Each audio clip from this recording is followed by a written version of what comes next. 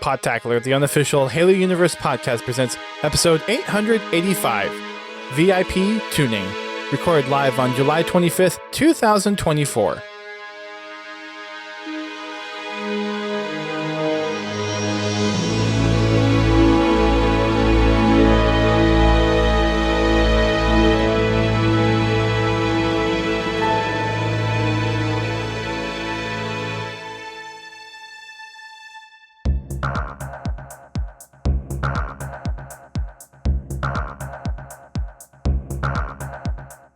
Hello, everyone. Welcome to Podtacular, the unofficial Halo Universe podcast. I am one of your co-hosts, Duststorm.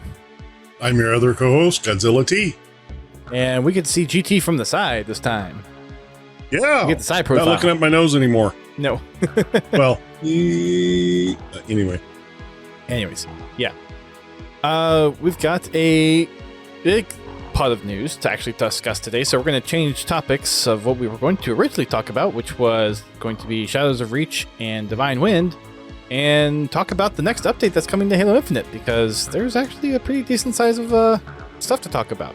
So, thanks for prepping, GT, but we're going to push it out of the week, because news. That's fine. I actually got some news to talk about. But before we do that, let's do our Podtacular recap. And with that, let's get your impressions of Sentry Defense, because I believe you actually had a chance to play some, right?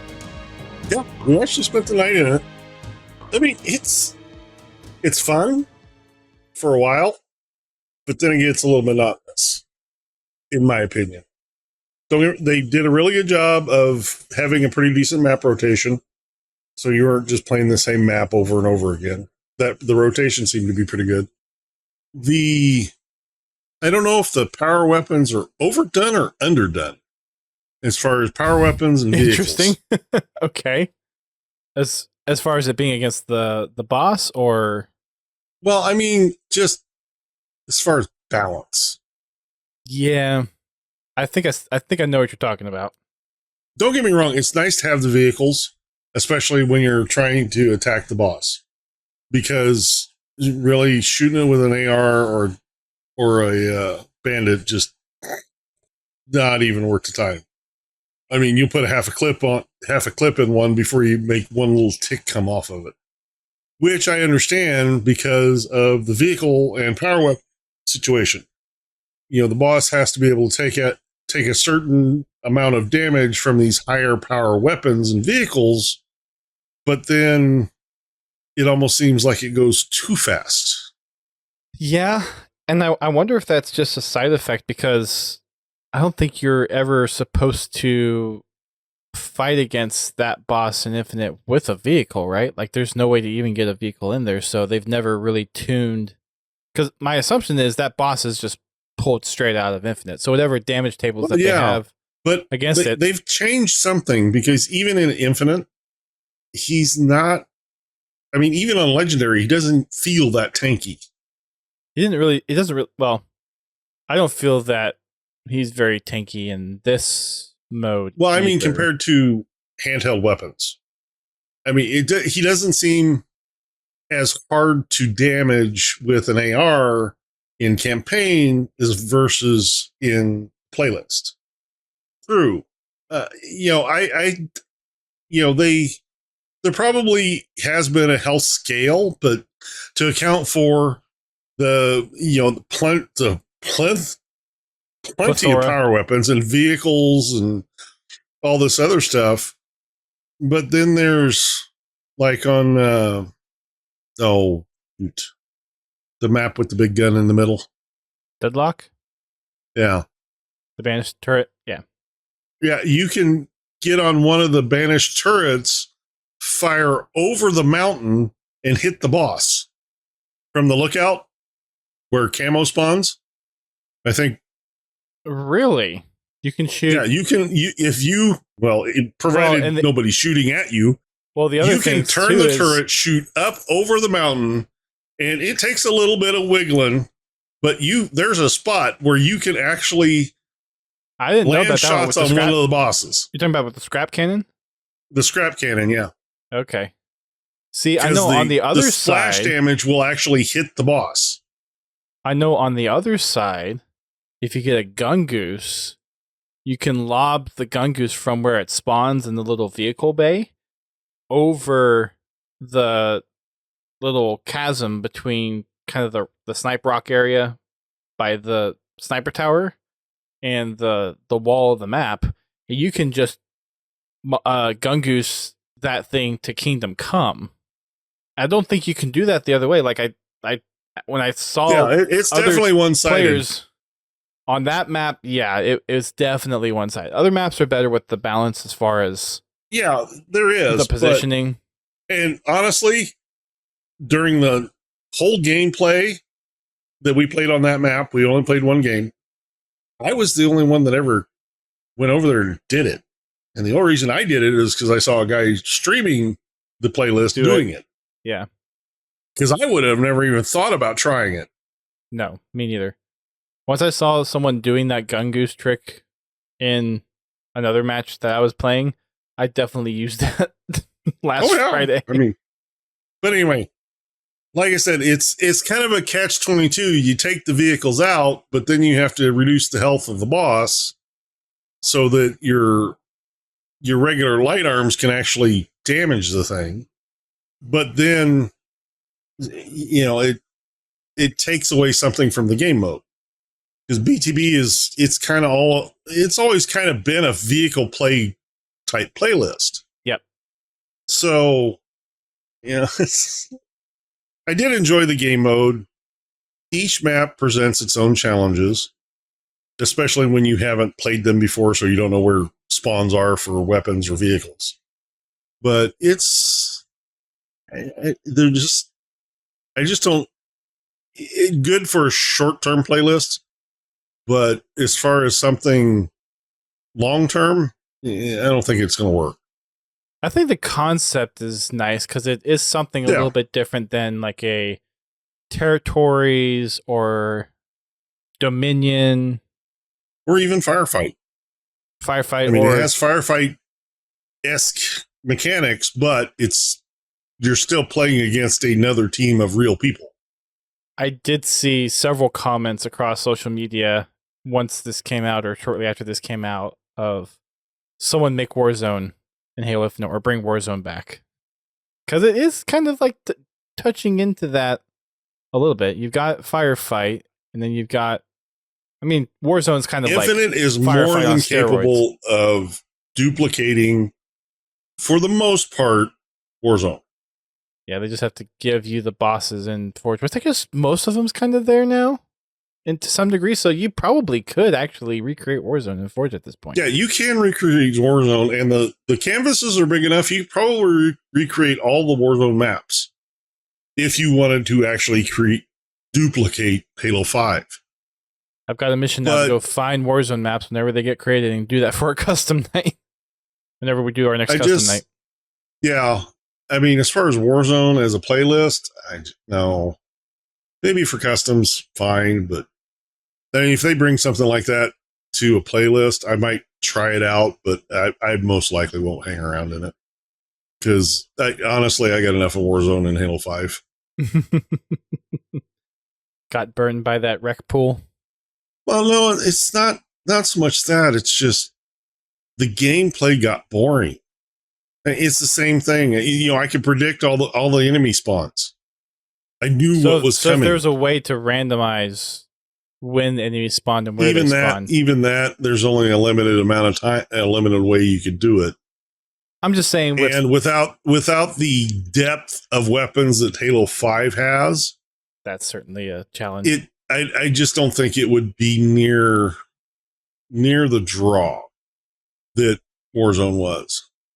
Yeah, because Halo 5 had the variants from the get-go. I would certainly be curious to see Warzone, how it feels with the Infinite Sandbox. Oh, yeah. Like I said, if somebody would create it, I would try it.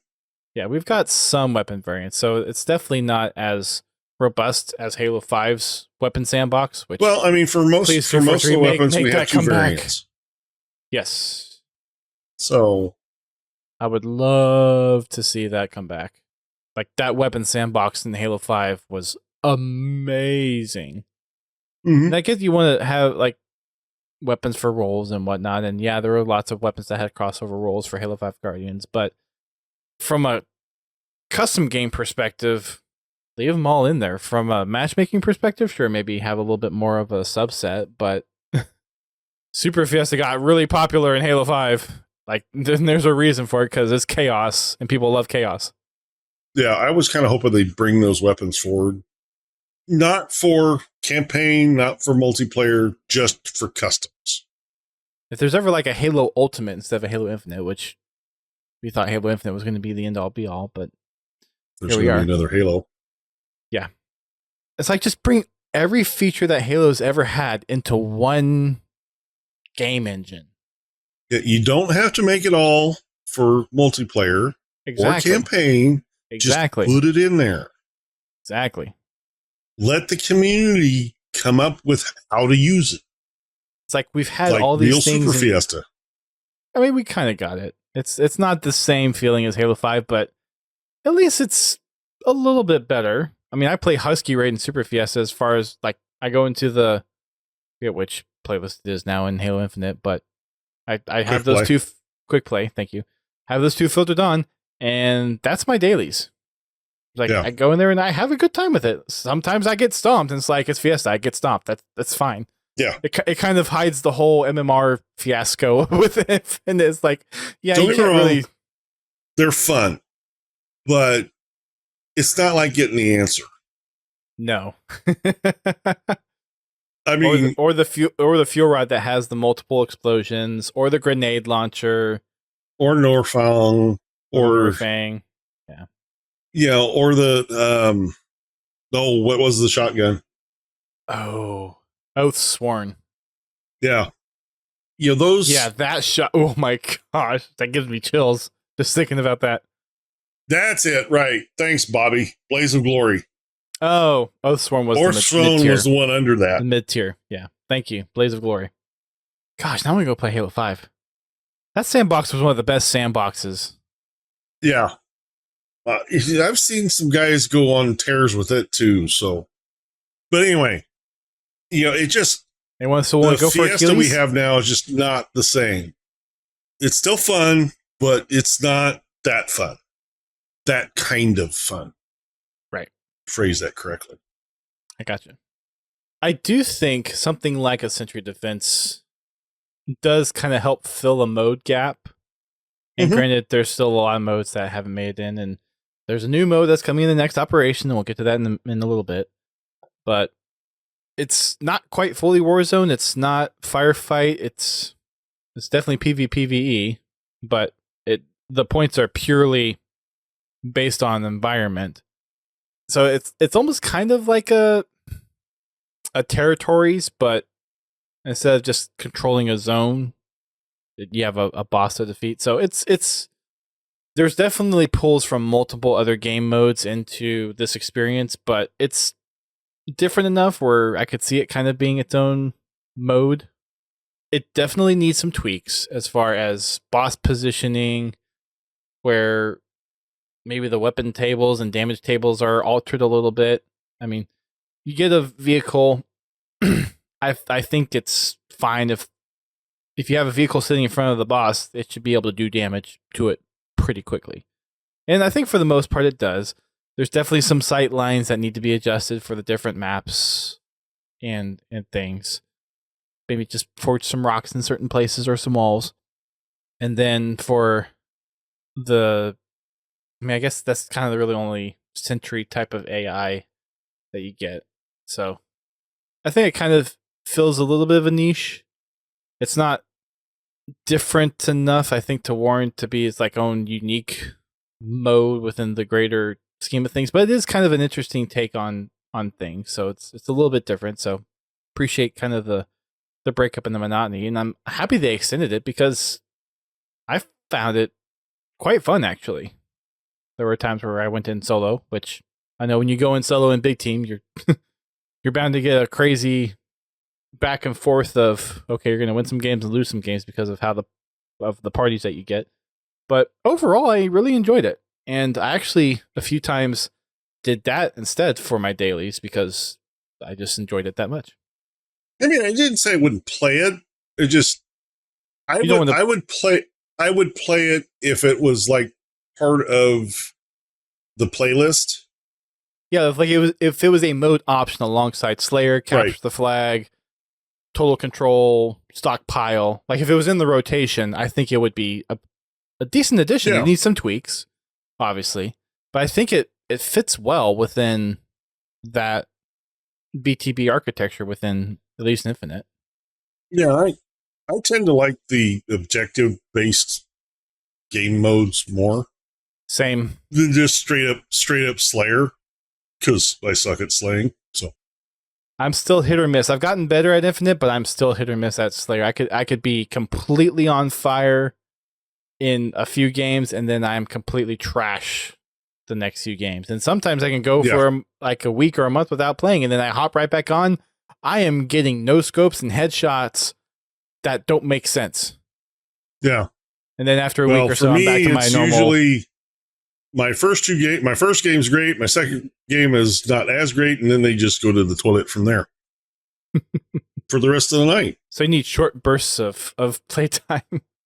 Shortly after Bobby shows up. Short controlled bursts. Oh. Well, that's probably more of a Bobby problem than a you problem. Bobby has a problem. Bobby and Keys, I don't know where Confound exactly sits in as far as the MMR scaling, but definitely Bobby and Keys skew our matchmaking quite a bit. I mean, I have to admit, we all do pretty good. Yeah. But we all have our moments. It's like if we were all playing our best, we'd be a pretty decent squad. It's just that we're not all playing our best at the same time. So, yeah, that's Sentry Defense. You know, I would definitely wouldn't be opposed to it joining the regular BTB rotations after pulling it back, giving it some tweaks, giving it a little bit of touch up and clean up. But did you ever run into an issue where you would get into the match and then it would just end in tie? No, actually, I did not. Interesting. So I don't know if that is a issue with the game mode or if that's an issue with Halo Infinite, because Halo Infinite for the past week has been having massive connection issues where people drop out. And I even had an issue yesterday where I hopped in to do my daily and the intro map cutscene just kind of kept spinning through, like going through them all.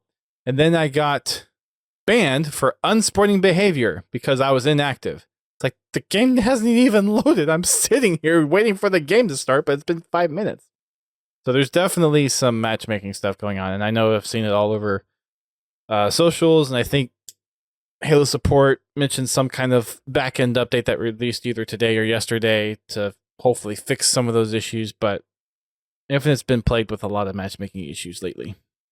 But yeah, if they can tweak up the damage tables on the Sentry boss and maybe adjust some positionings of them so you can't just, especially on the Deadlock map, one team can just basically shoot over the map to get the other ones done without any pressure. You know, I think one thing that they could do that would help, and I know this is not going to be a popular opinion, but to remove the flying vehicles.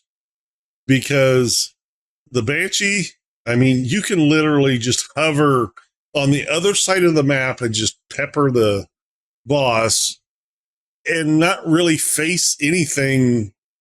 Or make that damaging. A neutral spawn? Make it a control, like you have to have control over it and you get the upper hand if you get it. I still think it just needs to be gone. Because on all the maps that have flying vehicles, the boss is way too open. You can come in from pretty much any angle and get a shot on the boss. And you can put sustained fire on the boss for a long period of time. You know, it's all reward, no cost. I always had the boss target me and then I'd get half my damage taken out. Maybe that's just because I'm bad at flying in Halo and I'm better at driving. You just have to shoot from outside his targeting range. Hard to do that in the Banshee. Because the Banshee just constantly moves. No, you turn around, come back around. You just make loops. Well, yeah, that's true. That's all I was doing. And the funny thing is almost nobody was taking the Banshees. Yeah, I did notice that a little bit. The randoms Like, were not air vehicle, very big explosion. Yeah. I mean, don't get me wrong. We came across a few teams that really coordinated and took me out pretty quickly, but still, it's like, why are you not grabbing the Banshee? Yeah, randoms in the game were not that great. We had some good randoms that we met up with, but there were several groups of randoms that were just like clueless of what this actually was. But I would say maybe a neutral spawn for the vehicle would work. Having both of them, or maybe limiting it to one. Well, that's my being have. Well, in high power, I think that didn't it have 2 flying vehicles per side? Maybe it was just one, but it seemed like there were vehicles up a lot on high power. I know fragmentation had one spawn of air vehicle, and maybe high power only had one, but it felt like sometimes they had they all only had one. They all only had Banshees, I believe. Okay, and I think sometimes they would alternate spawns for Wasp and Banshee or random spawn type of thing. I don't remember seeing a Wasp, but that's possible. Maybe just neutral spawn for the air vehicle, just because having vehicles being a staple of BTB, you want to probably at least have one air vehicle. So, well, no, like I said, you can leave all the rest of the vehicles, but the air vehicle in that game mode seems to be kind of OP. If they're going to have air vehicles, and then you provide a narrower window to damage the boss.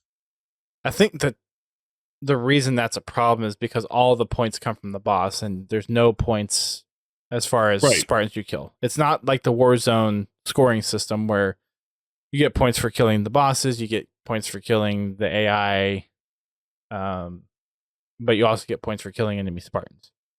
So, okay. So that's Sentry Defense. I hope we see it again. It was a lot of fun.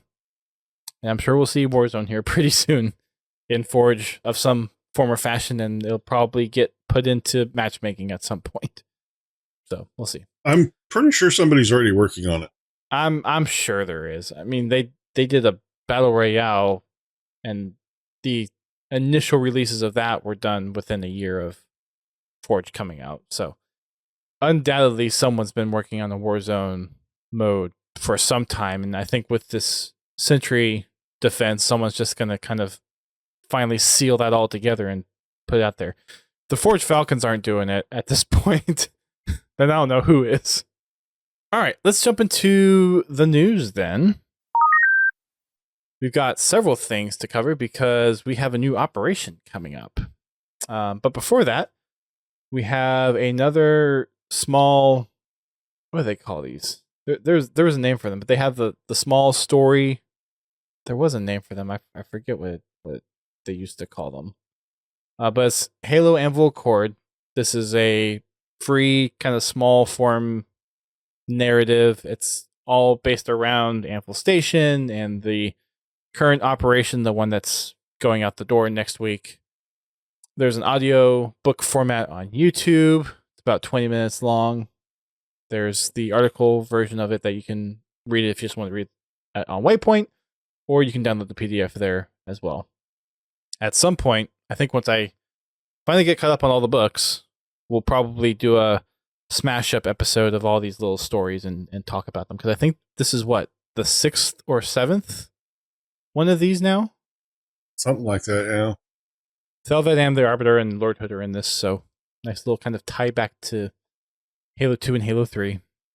Next we've got is the actual content stuff itself. So the next operation is called... Why am I blanking on it? I just had it. Somebody help me. Why am I blanking on this? Operation Fleetcom drops next Tuesday. And with it, there is a lot of Forge updates. There's a lot of sandbox balancing. There is a new game mode, VIP. Teased a little bit earlier. We'll be talking about that. So we'll get to hopefully try that out maybe next week, next Friday. We'll see. Maybe. Make sure you join the Discord, podtacular.com/Discord. if you want to participate and be in our game chat for Friday nights. That's where we do our voice chat. So the first piece of content that they released about this upcoming operation is the new mode VIP. New to Halo Infinite, not new to the Halo franchise, obviously.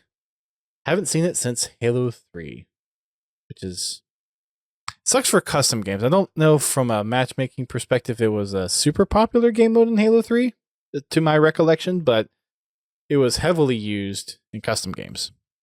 For the VIP mode coming to Infinite, it's 10 points to kill. VIP has extra health, and if the VIP dies, it says the next player on your team to die takes up the mantle of the VIP.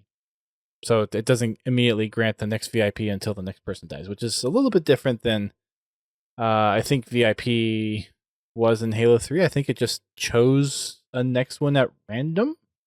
If I'm not mistaken, do you remember, GT? I forget specifically. No, there was a condition. It's like the last player to die would become the VIP or something like that. Oh, so this is the same. Okay.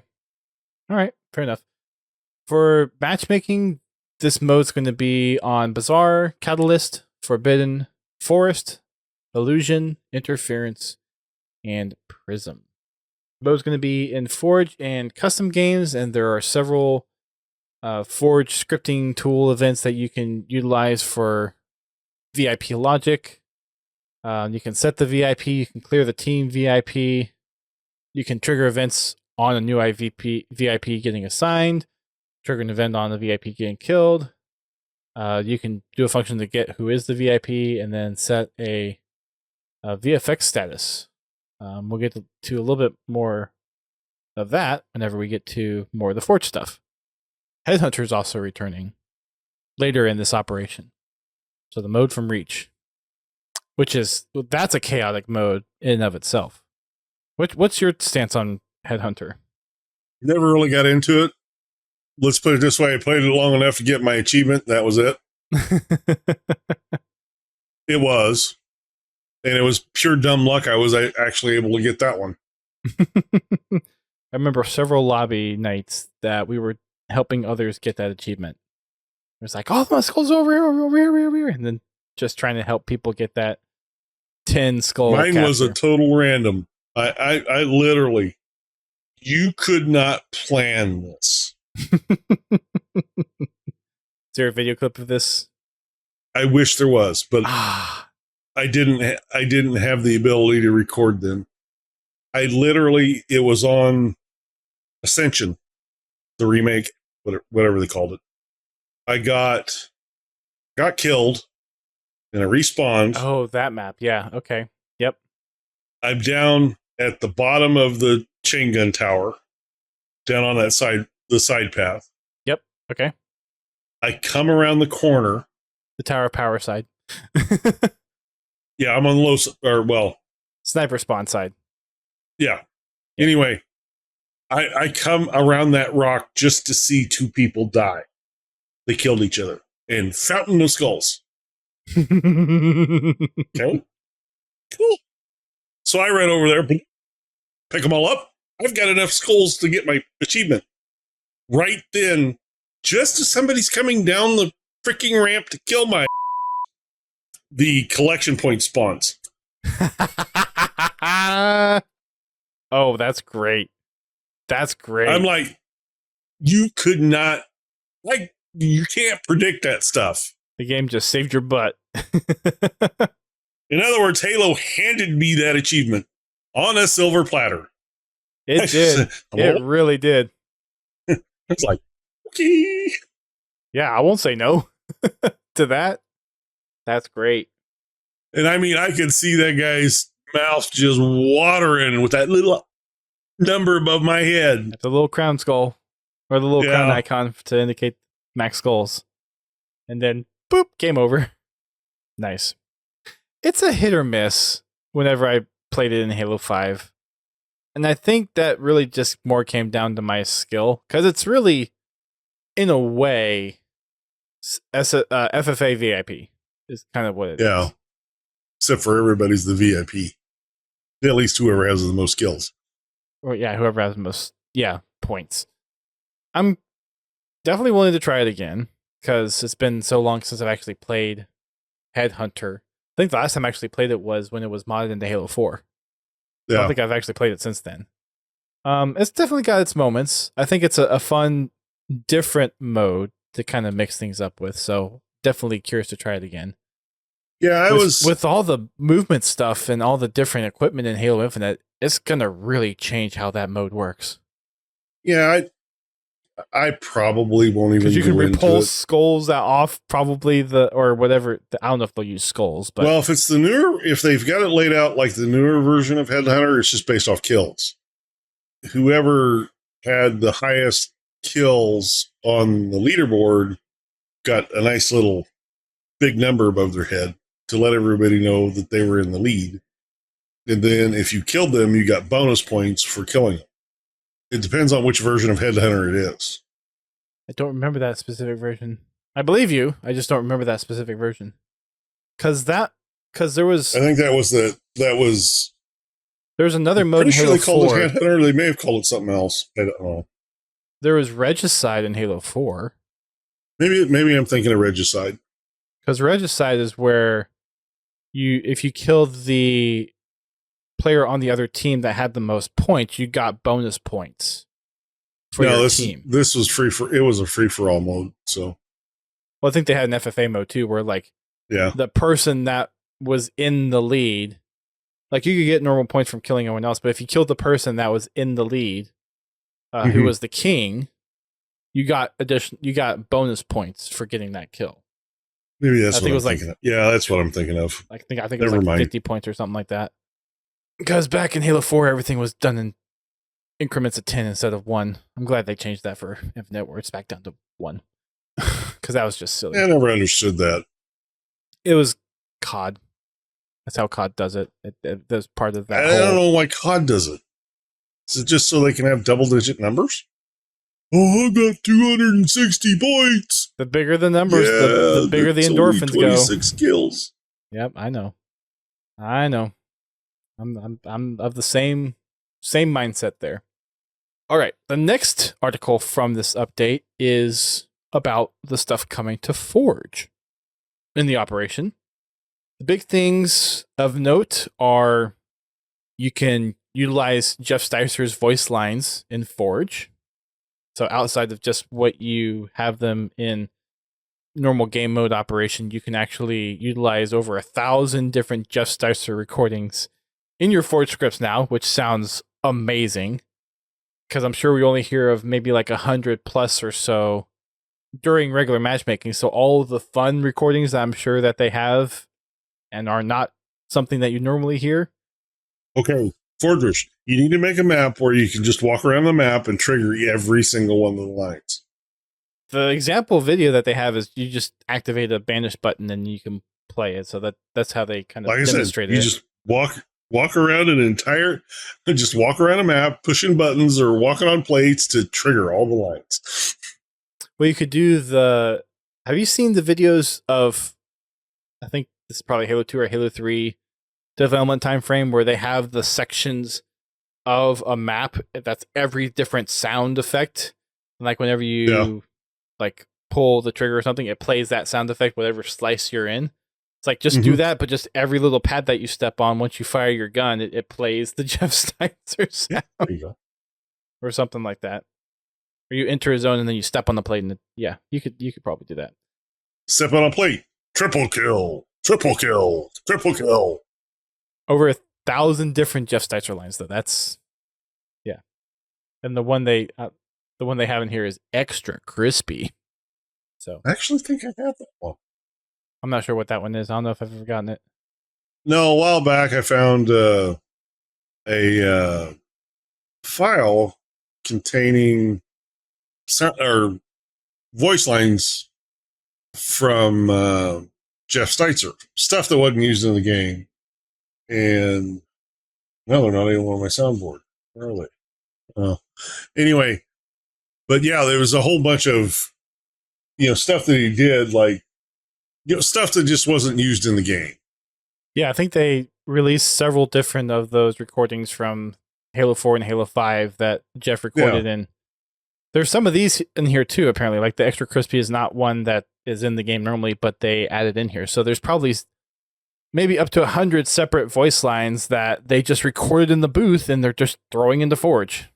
Yeah.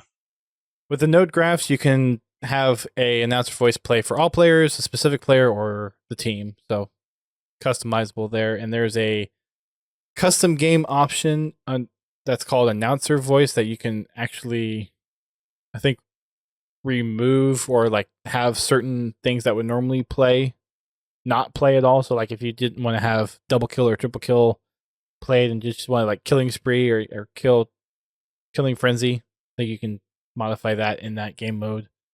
Not sure how it interfaces with everything else because it kind of defeats the purpose to have it to a game mode and then not being able to apply it to like capture the flag, or I don't know how that works. Probably a little bit more advanced in Forge than I'm familiar with on Infinite. There's also campaign music you can use in Forge now, bringing some of that campaign music library. There are specific themes that you can bring in, and then there's also some of the ambient type of themes that works as well.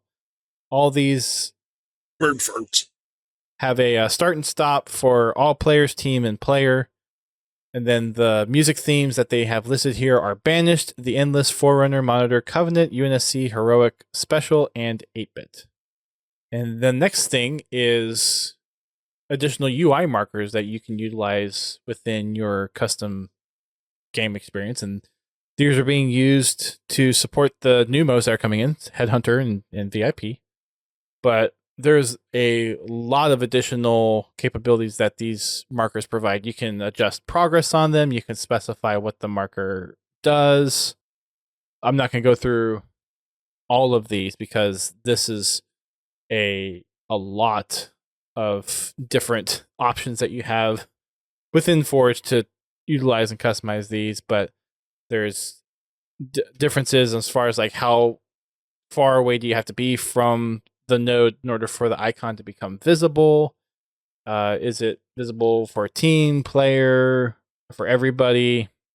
The different nav markers that you can utilize are active camo, alpha, attack, bomb, boss, bravo, Charlie, dead, defend, delta, destroyed, echo, equipment, flag, foxtrot, generic arrow, grenade, hacking terminal, kill, king of the hill, oddball, overshield, power seed, quantum translocator, vehicle, and weapon. So basically every freaking icon that you can possibly use, you can use in this node scripting now. There's some new text strings and message templates really going to be usable for a lot of those messages that pop up depending on certain events that are happening. So that's going to be a big thing for custom games and experiences as well. And additional new named location zones that you can utilize in your maps. Over 500 new ones. Wow. Yeah.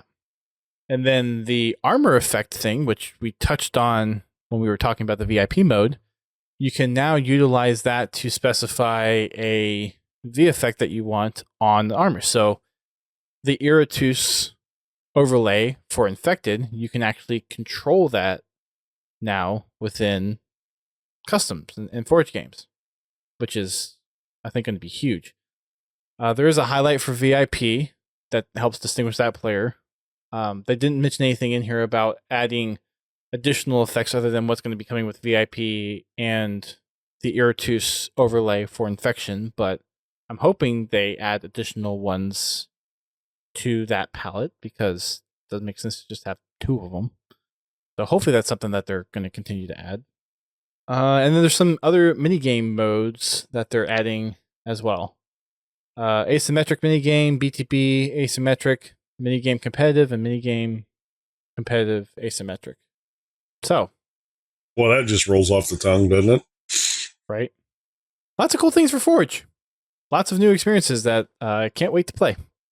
You know, it's a shame that they don't pay Forgers for all the work that they're doing because, I mean, they're basically keeping Halo Infinite alive, I think, at this point. I mean, look at the past rotation of playlists that have come in. It's all been community created content.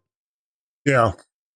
It's like, I hope at some point, if they're not being compensated already, that they get compensated because, I mean, granted, 343 is providing the tools and capabilities from the Forge, but the hours that Forgers put into this, I mean, just look at what Forge Falcon has done, and then you have people like Unique that streams almost constantly when he's forging, and it's like 5 times a week that he's streaming his forging stuff. It would be nice if there was some type of compensation if they create something that it's actually put into matchmaking. Yeah. And like, I know there's the whole dev map, community map debate. At this point, with how talented the community is, I don't see that as a really good argument. Like, if the community can really make a map and then... Well, with the tools they have now, yes. Right. Yeah, the problem in the past has always been the limitation of the tools that were available. Yes. Exactly. Now, there's still some things devs can only do with... There is still a limitation to it. Yes. But that gap's getting a little bit smaller and smaller every forge iteration. The forgers, they have things that they have to manage that aren't necessarily a restriction on the dev side, like product or things on the map.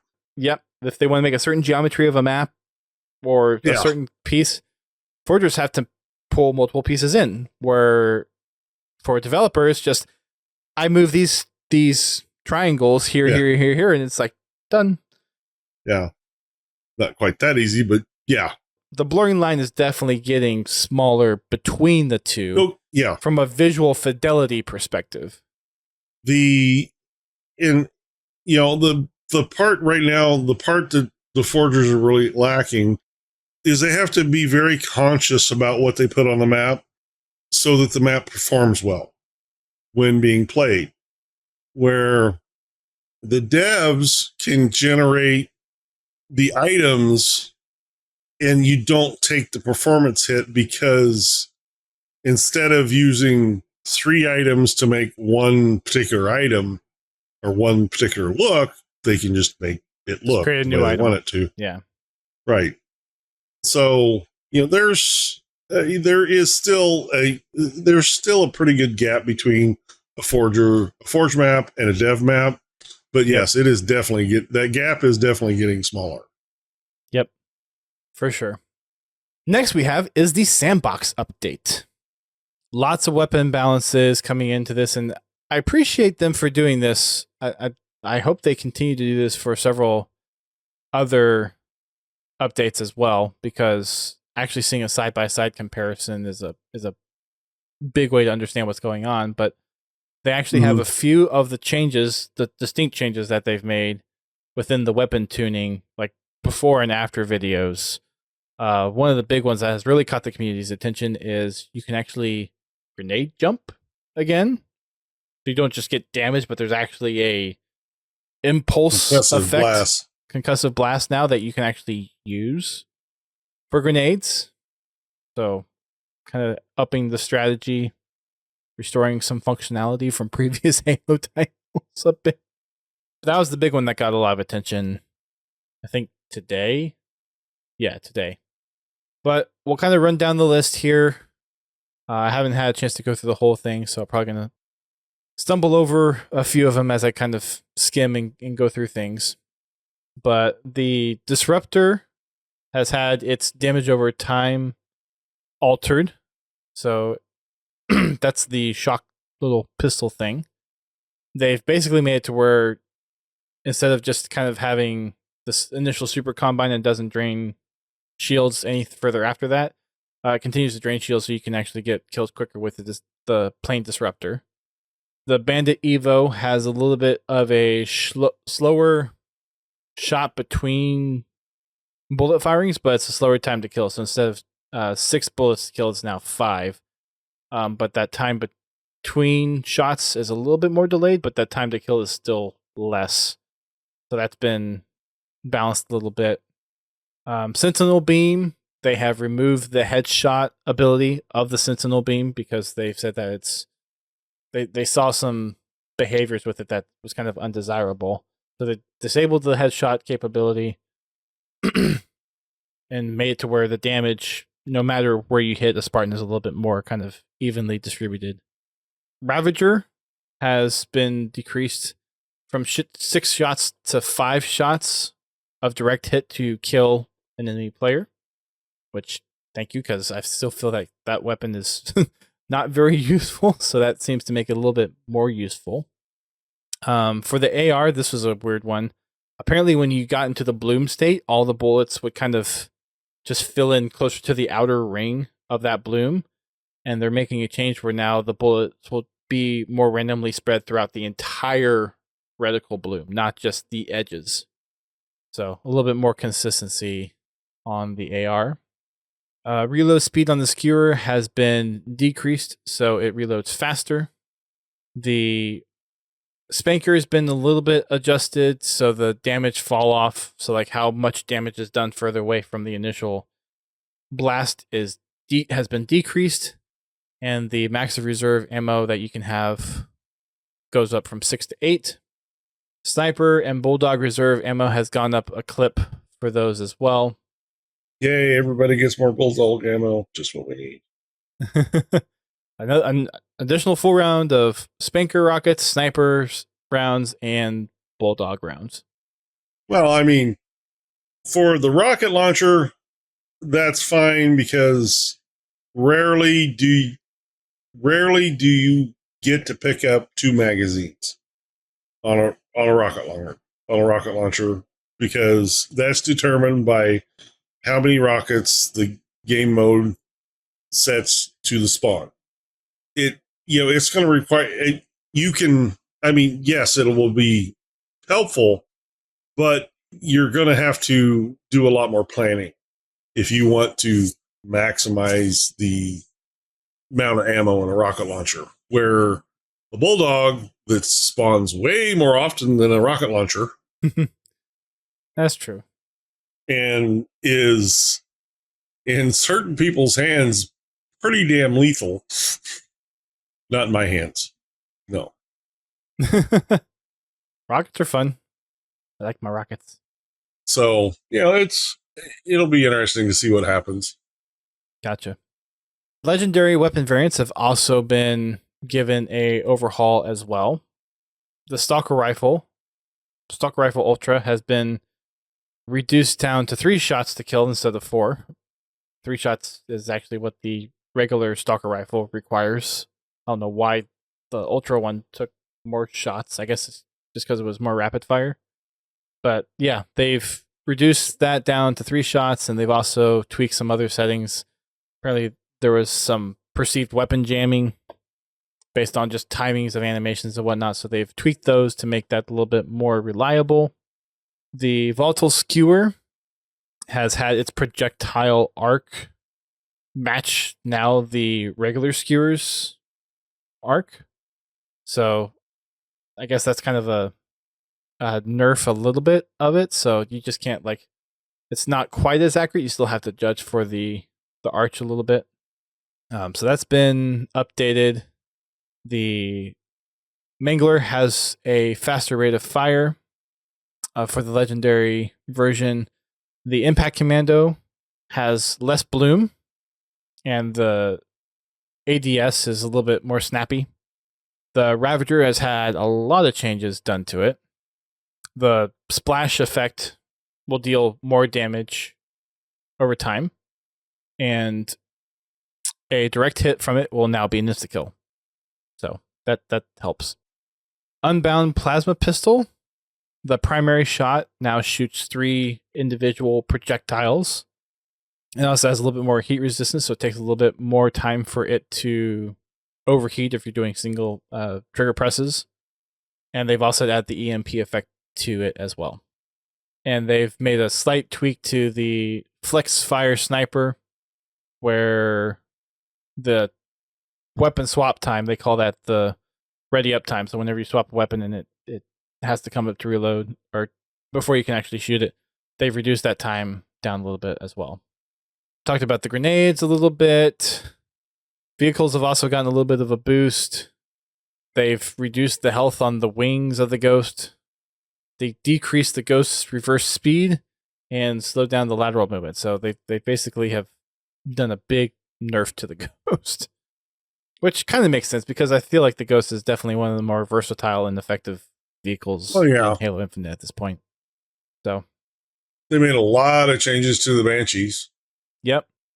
Doesn't take as much damage when scraping or colliding with surfaces.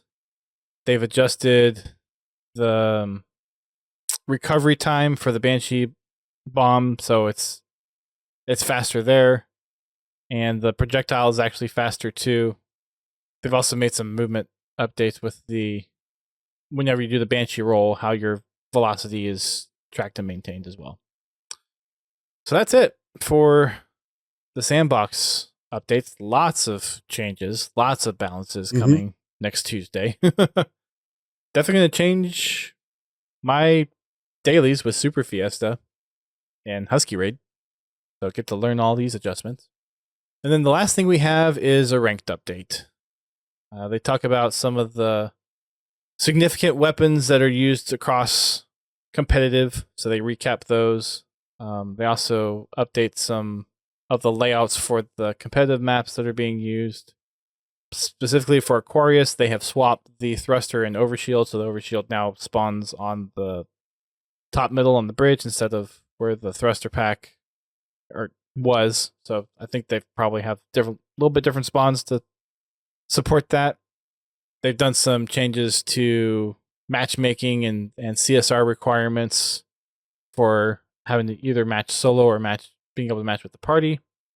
So instead of having a floor of 1600 CSR, the floor is now 1700 CSR before you have to switch to solo or duo searching for those ranked playlists. There's a lot of other things in here regarding some of the updates for Slayer map stuff. I'm sure HGS Pro Talk's going to cover this, so I'm going to give them a plug and say go over and check them out, and they'll be probably talking about a lot of this more in detail. So that's what we have to look forward to next week. Atlanta's also this weekend for HCS, for those that are tracking along at home. That starts tomorrow as of when we're recording this. By the time you're listening to this, it's probably happening right now. Hopefully you'll be listening to this before Championship Sunday. So head on over to Twitch, get your drops. For those going to Atlanta, which I know is quite a few people, safe travels out there. Looking forward to seeing you all in Worlds. Anything to wrap up with, GT? Any thoughts on the updates? What you're looking forward to? Yet to be determined. You know me, I like to play with the stuff before I comment. Of course. I am looking forward to VIP being back. The changes to the Evo have me really interested. It's got me looking forward to using it. That's good. It's nice when changes are exciting. And maybe I'll actually be able to get a kill with a Ravager now. I hope so, because I feel like it's not a melee kill. I've felt like that weapon's been underpowered since launch of Halo Infinite. So I'm glad to see it's finally getting, I think, the buff that it's needed for quite some time. And I don't know why this didn't show up before, but 343 also has a article that they posted about all the events happening this week at the Atlanta Major, posted by FaZe Clan. So that's over on Waypoint as well. All right. Well, thank you all for tuning in. We'll see you all on Fraggin' Friday. If not, in our Discord. If not, we'll catch you all on the next episode. Have a good night. Thank you for listening to Podtacular, the unofficial Halo Universe podcast. You can find our podcast on your favorite podcasting service and listen to us live every Thursday night at 8:30 p.m. Eastern Time on Twitch.